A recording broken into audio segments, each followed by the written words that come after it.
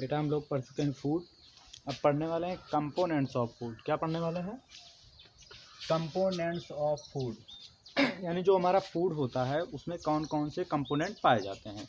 तो कौन कौन से कंपोनेंट पाए जाते हैं उसकी सारी डिटेल्स हम लोग एक एक को डिस्क्राइब करते हुए पढ़ेंगे।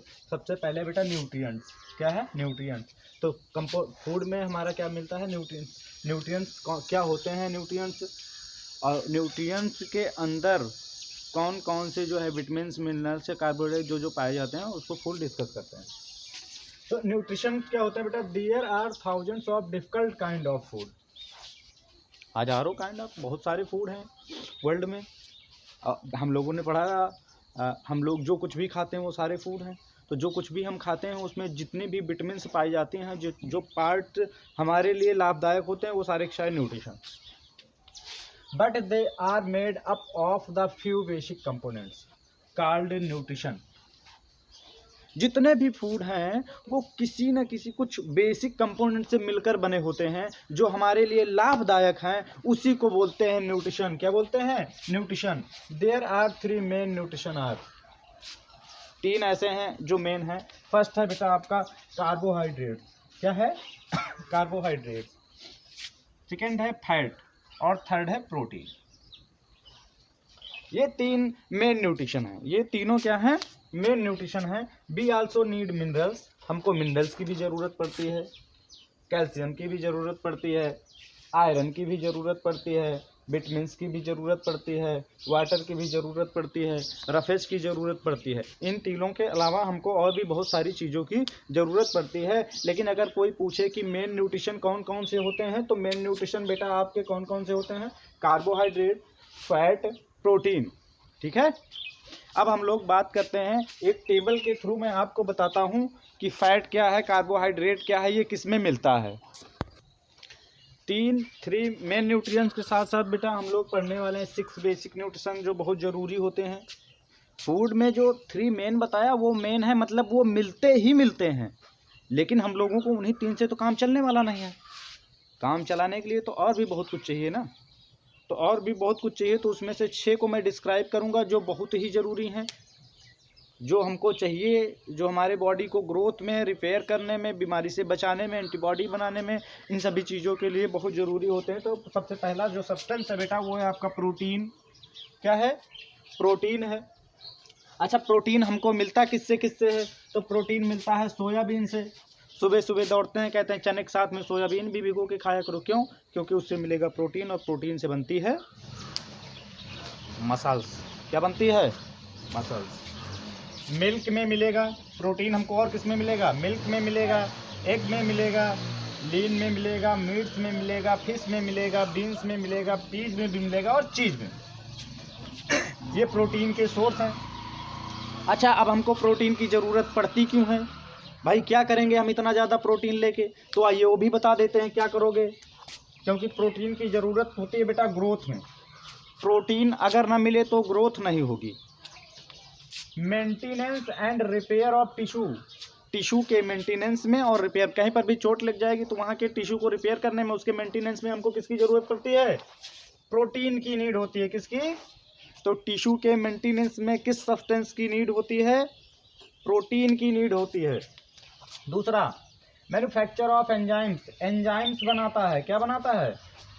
प्रोटीन है जो एंजाइम्स बनाता है। एंजाइम्स जो होते हैं वो हमारे फूड को पचाते हैं। हार्मोन्स एंड एंटीबॉडीज बनाता है। क्या बनाता है? हार्मोन्स भी प्रोटीन बनाता है और एंटीबॉडीज भी बनाता है। एंटीबॉडीज क्या होती हैं? जब हमको कोई डिसीज होती है, कोई बीमारी होती है, तो उसमें जो अदर बैक्टीरिया होते हैं हमारे बॉडी के अंदर घुस जाते हैं, उनको एंटीबॉडीज मार के भगा देता है। क्या करता है? एंटी मतलब उनसे एंटी रहता है, मार के भगाता है, मतलब हमको बीमारी नहीं होने देता। दूसरी, सेकेंड देख लीजिए, कार्बोहाइड्रेट्स बेटा। सेकेंड सब्सटेंस क्या है? कार्बोहाइड्रेट्स। अच्छा, कार्बोहाइड्रेट्स हमको किस में मिलेगा? सीरियल्स में मिलेगा, अनाज में मिलेगा, गेहूं में, चावल में, आलू में भी मिलेगा। जितने भी अनाज हैं, चने में, इनमें सब में क्या मिलेगा? कार्बोहाइड्रेट्स मिलेगा। ब्रेड्स में मिलेगा, फ्रूट्स में मिलेगा, और वेजिटेबल्स में भी हमको कार्बोहाइड्रेट्स मिलेगा। ये सब कार्बोहाइड्रेट सबसे ज़्यादा अगर कुछ देता है तो वो देता है बेटा एनर्जी। क्या देता है? एनर्जी। फाइबर और बल्क इन डाइट। एनर्जी देगा, फाइबर्स देगा और बल्क इन डाइट। नेक्स्ट बेटा अब हम लोग बात करेंगे फैट की। फैट भी तो जरूरी है, नहीं तो बिल्कुल रहोगे ऐसे सेकेंडरी की तरह। तो देखिए फैट आ गया भैया आपका फैट। फैट का मतलब मोटापा। क्या गया? मोटापा। फैट भी जरूरी है, नहीं फैट नहीं होगा तो समझ रहे हो। अच्छा फैट मिलता किससे किससे है? तो फैट बेटा मिलता है हमको नट से, बटर से, वेजिटेबल्स ऑयल से, फैटी मीट से, बेकॉन से और चीज से। अब इसकी ज़रूरत क्या है? तो ज़रूरत ये है कि इससे हमको एनर्जी मिलती है। क्या मिलती है? एनर्जी। जो आदमी जितना मोटा ताज़ा रहेगा उसको उतनी एनर्जी प्रोवाइड होती है। जब वो कोई काम करेगा तो जल्दी से थकेगा नहीं। तो देखिए जब WWE में लड़ते हैं तो एकदम फैटी फैटी रहते नहीं हैं, तभी वो लड़ते रहते हैं कि 1 घंटे तक उनको कभी थका ही लगती नहीं। फैट की वजह से हमको चोट भी नहीं लगती जल्दी। क्यों? क्योंकि ऊपर तो रहेगा फैट। जब कोई भी यहाँ पे प्रहार होगा या कुछ पड़ेगा तो वो हमारे इंटरनल ऑर्गन्स के पास तक चोट को पहुँचने ही नहीं देगा। जब पहुँचने नहीं देगा तो फिर अंदर से सब कुछ सही तो बाहर से सब कुछ सही। दूसरा बेटा मिलती है विटामिन। अब विटामिन तो बहुत ज़रूरी है। विटामिन अगर कोई सी विटामिन कम हो जाए तो हमारे अंदर बहुत सारी डिसीजेज आ जाती हैं। अच्छा विटामिन मिलती किससे है? तो विटामिन का जो सोर्स है वो है मिल्क, बटर, लेन मीट्स, लीफी वेजिटेबल्स और फ्रूट्स। लीफी वेजिटेबल्स का मतलब हो गया पत्तियाँदार सब्जी। जितनी सब्जियां हम लोग खाते हैं पत्ते वाली, जैसे स्पिनच हो गई, रेडिश हो गई, इनकी सबकी पत्तियों की सब्जी बना के खाते हैं, तो ये लीफी वेजिटेबल्स। अच्छा ये क्या करती है? Prevention of deficiency disease, regulation of body process growth. ये हमको बीमारी से बचाती है। किससे बचाती है? बीमारियों से बचाती है और साथ में हमारे ग्रोथ को रेगुलेट करती है। क्या करती है? रेगुलेट करती है। और दूसरा इफिशियंट बायोकेमिकल रिएक्शंस, और जितने भी बायोकेमिकल रिएक्शंस होते हैं उसके लिए एफिशिएंटली है। नेक्स्ट अब हम लोग मिनरल्स की बात करने वाले। बेटा सब्सटेंस है आपका मिनरल साल्ट है। कुछ मिनरल साल्ट में सबसे पहले हम लोग बात करेंगे कैल्शियम फास्फोरस कंपाउंड। कैल्शियम और फास्फोरस जब आपस में मिलके कोई कंपाउंड बनाते हैं तो उस कंपाउंड की भी हमको ज़रूरत पड़ती है। वो हमको मिलता है होल ग्रेन सीरियल से। होल ग्रेन सीरियल का मतलब हो गया वो सभी अनाज जिसमें छिलके हों। मीट में मिलेगा, मिल्क में मिलेगा, ग्रीन लीफी वेजिटेबल्स हरी पत्तेदार सब्जियों में मिलेगा, वेजिटेबल टेबल साल्ट पे भी मिलेगा। वेजिटेबल टेबल साल्ट मतलब सलाद में भी मिलेगा। अच्छा इसकी ज़रूरत क्यों पड़ती है? इसकी ज़रूरत इसलिए पड़ती है क्योंकि ये हमारे बोन्स को क्या करता है? स्ट्रॉन्ग बोन्स एंड टीथ को भी स्ट्रॉन्ग करता है। साथ साथ में ब्लड और अदर टिश्यूज को भी क्या करता है? स्ट्रॉन्ग करता है। कौन स्ट्रॉन्ग करता है बेटा? तो कैल्शियम एंड फास्फोरस कंपाउंड हमारी बोन, हमारे टीथ और हमारे ब्लड के साथ साथ अदर टिश्यू को क्या करता है? स्ट्रॉन्ग करता है, मजबूत करता है। दूसरा हम लोगों को आयरन कंपाउंड्स, आयोडीन की ज़रूरत पड़ती है। अच्छा आयरन कंपाउंड किस में मिलता है? तो आयरन कंपाउंड हमको मीट में मिलता है, लीवर में मिलता है, नट्स में मिलता है और सीरियल्स अनाज में मिल जाता है। इसकी ज़रूरत क्यों पड़ती है? क्योंकि ये बनाता है हीमोग्लोबिन फॉर्मेशन। ये हमारे बॉडी में हीमोग्लोबिन बनाता है जिसकी वजह से हमारा ब्लड लाल होता है। क्या होता है? लाल होता है। दूसरी चीज़ हमको आयोडीन की भी ज़रूरत पड़ती है बेटा। आयोडीन आयोडाइज साल्ट में मिलता है या फिर सी फूड में मिलता है। हम लोगों के घरों में जो नमक आता है टाटा का हो गया, तो इसमें आयोडाइज साल्ट, इसमें आयोडीन पहले से मिलाया जाता है। तो एक तो उस साल्ट में, नमक में मिल जाएगा। दूसरा जितने भी सी फूड हैं, सी फूड मतलब कि समुद्र से मिलने वाली मछलियाँ या समुद्र से पकड़कर कोई भी खाई जाने वाली चीज़ है, तो उसमें हमको क्या मिलेगी? आयोडीन मिलेगी। और आयोडीन की ज़रूरत सेक्रेशन थायराइड ग्लैंड, ये थायराइड ग्लैंड की सेक्रेशन करती है। अगर आयोडीन की कमी हो जाए तो यहाँ पर घेंघा रोग हो जाता है। क्या हो जाता है? एक तो क्वेश्चन पूछा जाता है कि आयोडीन की कमी से कौन सा रोग होता है, तो हिंदी में आयोडीन की कमी से घेंघा। ठीक है बेटा बात करते हैं वाटर। वाटर भी बहुत ज़रूरी है। 6 बेसिक न्यूट्रिशन में हमारा वाटर भी एक इम्पॉर्टेंट न्यूट्रिशन है जो हमको ऑल फूड में मिल जाता है। जितने भी फूड हम ईट करते हैं उसमें हमको सब में क्या मिलेगा? वाटर। अच्छा वाटर की ज़रूरत क्यों पड़ती है? इसकी नीड क्या है? तो डिजॉल्विंग सब्सटेंस, ये हर एक सब्सटेंस को क्या करता है? घोल देता है। तो डिजॉल्व करने के लिए वाटर की ज़रूरत पड़ती है।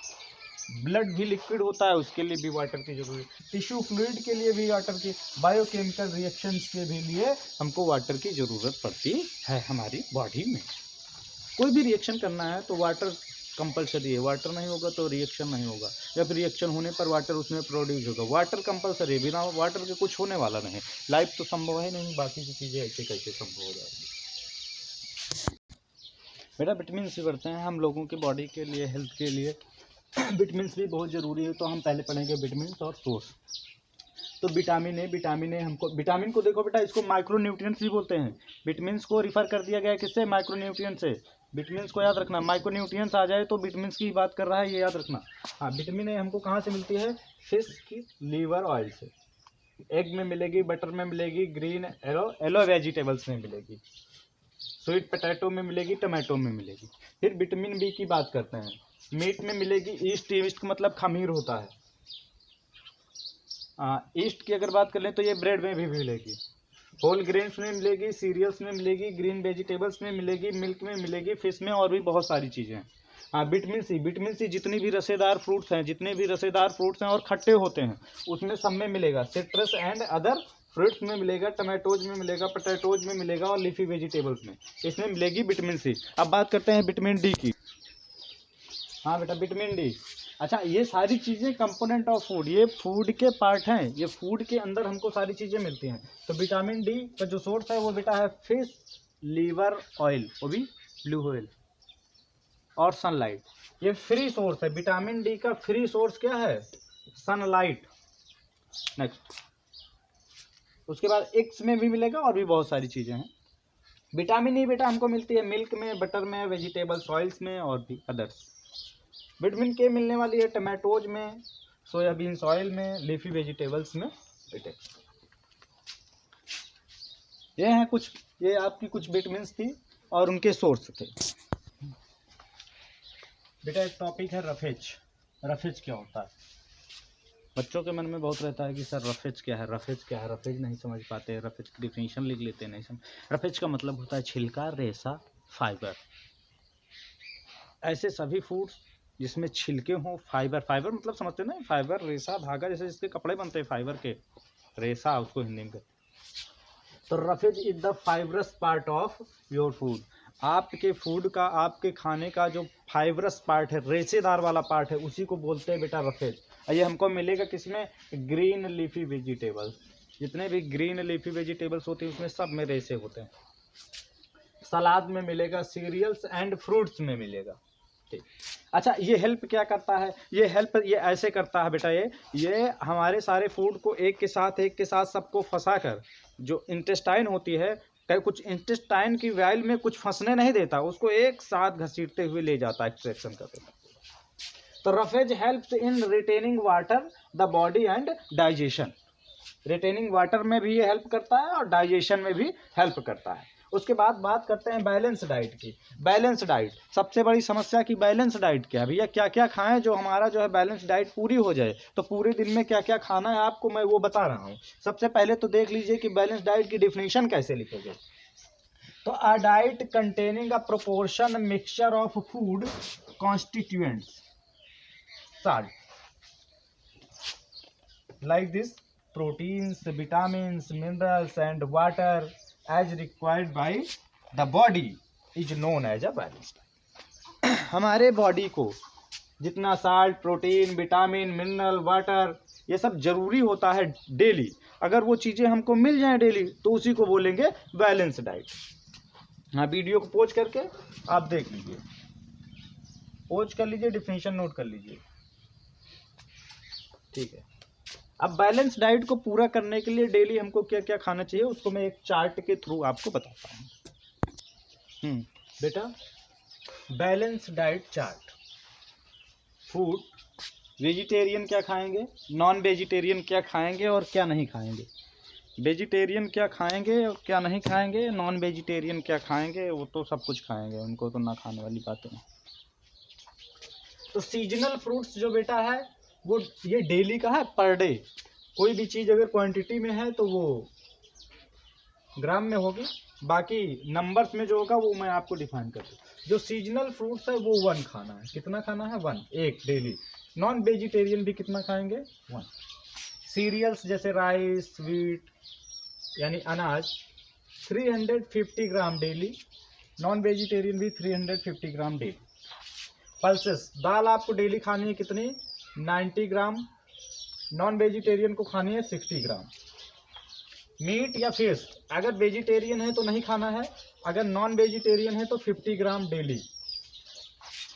मिल्क की अगर बात की जाए तो 300 ग्राम डेली। नॉन वेजिटेरियन हो तो 100 ग्राम और वेजिटेरियन हो तो 300। वेजिटेबल्स जैसे cauliflowers like brinjal, carrots etcetera. Vegetarian हो तो 100, नॉन वेजिटेरियन हो तो 100 ग्राम। पटैटोज कंपलसरी, इसको इसीलिए हमने इसको वेजिटेबल में नहीं रखा था। पटैटोज ये जरूरी है, डेली खाना पड़ेगा आपको। कितना? 75 ग्राम। 75 ग्राम। इससे बहुत important vitamin, minerals, fat, carbohydrate, बाकी बहुत सारी चीज़ें हमको मिलती हैं जो ज़रूरी हैं। एनर्जी का सबसे बड़ा स्रोत है ये। हाँ, ग्रीन लीफी वेजिटेबल्स डेली 100 ग्राम 100 ग्राम दोनों लोगों को खाना है। एग जो वेजिटेरियन है उनको नहीं खाना है, जो नॉन वेजिटेरियन है उनको डेली एग खाना है। फैट्स एंड ऑयल्स ये 50 ग्राम और नॉन वेजिटेरियन को सिर्फ 40 ग्राम। शुगर डेली आपको 40 ग्राम, नॉन वेजिटेरियन को भी 40 ग्राम। लेमन, नींबू की बात करें तो डेली एक नींबू, 1 ग्राम नहीं, 1 पीस, 1। नॉन वेजिटेरियन भी 1 और वेजिटेरियन भी 1 डेली। तो ये आपकी है बैलेंस डाइट फूड चार्ट। अगर इतना आप लेते हो तो आपको इन फ्यूचर कभी भी कोई बीमारी, कहीं कोई दर्द, पेन, शीत, बाही ये सब कुछ होने वाला नहीं है। बाकी तो कहते हैं कि जकड़ ले बाहो जकड़ ले बा। इसको अगर नोट करना है तो ठीक है, कर लीजिए। हो गया? अरे इतने पे पोज कर लो, उसके बाद कर लो भाई। बेटा अब हम लोग बात करने वाले हैं diseases and disorder caused by deficiency of vitamins and minerals. Vitamins और मिनरल्स की कमी से होने वाले रोग, कौन कौन सी बीमारियां हमको हो जाती हैं और उनके सिम्टम्स क्या हैं, उनके लक्षण क्या हैं, कैसे पहचानेंगे कि हमको कौन सी बीमारी हुई है, हमको कौन सी विटामिन्स की कमी है। तो सबसे पहले बेटा हम लोग विटामिन ए की बात करेंगे। किसकी बात करेंगे? विटामिन ए की बात करेंगे। विटामिन ए की कमी से बेटा नाइट ब्लाइंडनेस होता है, गांव में रतौंधी कहते हैं। क्या कहते हैं? रतौंधी, टार्च वाला, पता है? रतौंधी। अच्छा, इसमें होता क्या है? पुअर विजन, बहुत कम दिखता है। जैसे ही शाम हुआ दिखने लगेगा कम, धुंधला दिखने लगेगा, या फिर स्पेशली पुअर नाइट विजन, या फिर दिखेगा ही नहीं। अगर हल्की हल्की कम हो रही है तो थोड़ा थोड़ा दिखेगा, अगर बहुत ज़्यादा मात्रा में कम है तो शाम होते ही जैसे ही सूरज ढलेगा आपको कुछ भी नहीं दिखेगा, दिखना बंद हो जाएगा। दूसरा आता है बेटा विटामिन बी। विटामिन बी की कमी से कौन सा रोग होता है? तो विटामिन बी की वजह से होता है बेटा बेरी बेरी। कौन सा? Beriberi. इसमें क्या होता है? Muscles become weak and painful. जब भी आपको बेरी बेरी हो जाएगा, क्या हो जाएगा? ये बेरी बेरी, तब आपकी मसल्स वीक हो जाएगी और बहुत दर्द करेगी, कहोगे आए रे माई। Next vitamin C. Vitamin C की कमी से बेटा होने वाला है आपको स्कर्वी रोग। होने वाला है नहीं, हो जाता है स्कर्वी रोग। क्या हो जाता है? स्कर्वी रोग। स्कर्वी में क्या होता है? Weak and bleeding gums. यहाँ से क्या होने लगेगा? दांत, खून आ जाएगा। प्रचार भी, एडवर्टीजमेंट भी खूब हो रहा है। अमरूद खाता है तो ब्लड निकला है, तो कहता है चलो लो कोलगेट, विटामिन सी से भरपूर। किससे भरपूर? विटामिन सी से भरपूर। तो गम्स में ब्लीडिंग होती है, वाउंड्स, झुर्रियाँ पड़ जाती हैं। क्या पड़ जाती हैं? वो झुर्रियाँ। गाल पे भी यहाँ चित्ती चित्ती चित्ती पड़ जाते हैं, फट जाता है गाल। क्या होता है? फट जाता है, दरारें पड़ जाती है। और फेल टू हील, बेवाई फट जाती है पैर में, जैसे मेरे फटी है। मुझको भी विटामिन सी की कमी है, ओंठ बहुत फटते हैं। तो नींबू खाइए और विटामिन सी बढ़ाइए और बढ़िया ऊँट पे एकदम चमकीलापन पाइए। विटामिन डी की कमी हो गई, रिकेट्स हो गया, सूखा रोग कहते हैं हिंदी में, इसकी वजह से soft and bent bone, bones हमारी कैसी हो जाती है, सॉफ्ट और बिल्कुल बेंट बोन दिखने लगे। सूखा रोग, झुराते हुए चले जाओगे, सुखाई गए का हो, ऐसे गाना भी बना है एक। विटामिन के, अगर विटामिन के की कमी हो गई बेटा तो आपको होगी स्पॉन्टेनियस ब्लीडिंग, कभी भी ब्लीडिंग होने लगेगी और वो बंद नहीं होगी। क्या होगी? लगातार ब्लीडिंग होगी और बंद नहीं होने वाली है, क्योंकि इस कंडीशन में जो ब्लड की क्लॉटिंग होती है वो क्लॉटिंग होना हो जाती है ज़्यादा बंद। रुकिया कि ना हो ना, ए मत। स्पॉन्टेनियस ब्लीडिंग होती है, इसमें क्या होता है, ब्लड क्लॉटिंग नहीं हो पाता जल्दी से। अब बात करते हैं कैल्शियम। तो कैल्शियम में मैं आपको बता दूं कि हमारे दांत और हमारी बोन्स 99% कैल्शियम से मिलकर बने। किससे? कैल्शियम से। कैल्शियम की अगर कमी हो जाए तो रिकेट्स भी हो जाता है। यही जो विटामिन डी की कमी से होने वाला रोग है वो कैल्शियम की कमी से भी होता है। कभी कभी विटामिन डी लगाए पड़े हो, नहीं सही होगा। अगर विटामिन डी की कमी से आपको सूखा रोग हो गया, गांव देहात में जाओगे, झरवाओगे, फुकवाओगे, वो कहेगा ठीक है इसको सुबह सुबह धूप में बिठाओ, बच्चे को ठीक हो जाएगा। अगर विटामिन डी की कमी है तब तो ठीक हो गया, हाँ झरवा लिए भैया ठीक हो गया। लेकिन अगर कहीं कैल्शियम की कमी हो गई तो फिर चाहे झराओ और चाहे फुकाओ और चाहे धूप में बिठाओ, उतनी जल्दी से ठीक होने वाला नहीं है वो सूखा रोग। लक्षण सबके सेम रहेंगे। तो फिर उसमें कैल्शियम, फिर कैल्शियम खिलाना पड़ेगा आपको। दवा कराइए या फिर कैल्शियम रिच कोई भी फूड उसको खिलाइए बच्चे को, ताकि ठीक हो, नहीं तो सुखाई गेले का हो। रिकेट्स हो सकता है, पुअर स्केलेटल ग्रोथ हो सकता है, स्केलेटल ग्रोथ नहीं होगा, कमजोर पड़ जाएगा। साथ में टूथ डिके, दांत गिर सकते हैं। 25 साल में बूढ़े का चेहरा, 25 साल के अंदर बूढ़ों जैसा चेहरा मिलेगा। साथ में एंड वीक बोन्स, और आपकी हड्डियां कमजोर हो जाएंगी, गिरोगे तो टूट जाएगी। दूसरा बेटा आयरन की बात करें, आयरन की वजह से होता है एनीमिया रोग। कौन सा रोग? एनीमिया रोग। इसमें जर्नल वीकनेस आ जाती है, जर्नल नॉर्मल सी वीकनेस। हाँ, अब आयोडीन की बात कर लेते हैं। आयोडीन की वजह से होता है बेटा ग्वाइटर सेरेटिनेशम इन चिल्ड्रन, घेंघा रोग हो जाता है। क्या हो जाता है? घेंघा रोग। यही गले में यहाँ पे ऐसे फोड़े जैसा निकल आता है, उसको बोलते हैं goitre. Glands in the neck become swell, यहाँ नेक की जो ग्लैंड है वो थायराइड जो रिश्ता है सिक्रेट होता है वो बंद हो जाता है, तो यहाँ पर जो है स्वेल कर जाता है। मेंटल डिसेबिलिटी इन चिल्ड्रन, बच्चों में मेंटल डिसेबिलिटी भी हो सकती है। अब मेंटल डिसेबिलिटी अगर किसी को हो गई तो बहुत खतरनाक रोग है, फिर जिंदगी के साथ ही जाता है। मेंटल डिसेबिलिटी क्या है? मेंटल डिसेबिलिटी का मतलब ये हो गया अचानक से आप खड़े हो, किसी को देखे इस टाइप का आदमी है, आप उसी तरह बिहेव करने लगे, दूसरे को देखे आप उसकी तरह बिहेव करने लगे, कभी बड़े बन गए कभी छोटे बन गए, इसको बोलते हैं बेटा मेंटल डिसेबिलिटी। हाँ, इसको देखिए, नोट कर लीजिए, ये मैं लाइनिंग कर दे रहा हूँ।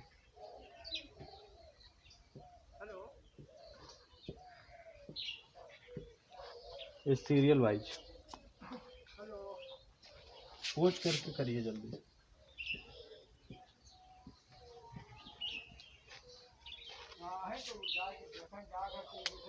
ठीक।